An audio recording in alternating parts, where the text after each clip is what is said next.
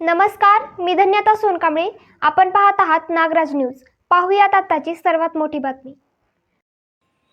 निलंग्यातील कोकळ गावात घरकुलाच्या हप्त्यावरून ग्रामसभेतच तुंबळ राडा झालाय.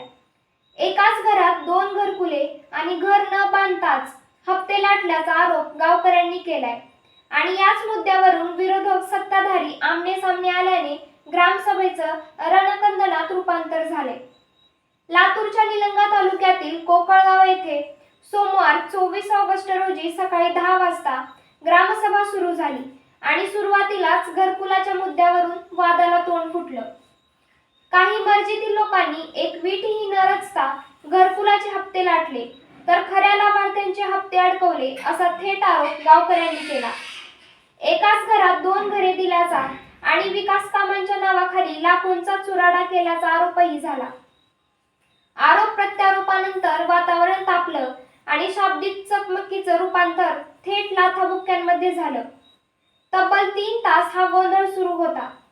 अखेर परिस्थिती हाताबाहेर जात असल्याने ग्रामसभा गुंडाळावी लागली.